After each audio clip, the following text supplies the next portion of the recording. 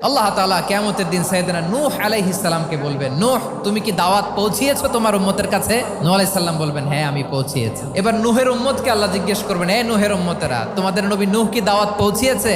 নূহের উম্মত বলবে, না আল্লাহ, কোনো দাওয়াতও আমরা পাই নাই, আপনারাও চিনি নাই, জান্নাতও চিনি নাই, জাহান্নামও চিনি নাই। নূহ আলাইহিস সালাম বিপদে পড়ে যাবেন। তখন আল্লাহ বলবেন, নূহ তোমার পক্ষে কোনো সাক্ষী আছে? নূহ আলাইহিস সালাম বলবেন, আছে। কে? উম্মতে মুহাম্মাদি। তখন আমরা বলবো, আল্লাহ, আল্লাহর নবী নূহ আলাইহিস সালাম তিনি আপনি যা যা বলেছেন ঠিক তা তার উম্মতের কাছে পৌঁছে দিয়েছে। এবার নূহের উম্মতের সাথে আমাদের ঝগড়া লাগবে। তারা বলবে, তোমরা আসছো আমাদের হাজার হাজার বছর পরে, তোমরা কি করে জানলা? তোমাদের সাক্ষী ধর্তব্য হবে না? আমরা তখন বলবো, আমাদের কোরআনে তোমাদের নবীর নামে আল্লাহ তাআলা একটা সূরা নাজিল করেছেন, সূরাতে নূহ। দিন রাত এক করে তোমাদের কাছে তিনি দাওয়াত পৌঁছেছেন, সব আমরা জানি। আমরা যখন বলবো এই কথা, নূহের উম্মত চুপসে যাবে। তখন আমরা সত্য বলেছি কিনা এটা আল্লাহ তাআলা জানতে চাইবে বিশ্বনবীর কাছে। তখন বিশ্বনবী আমাদের পক্ষে সাক্ষী দিবেন। আওয়াজ করে বলেন আল্লাহু আকবার।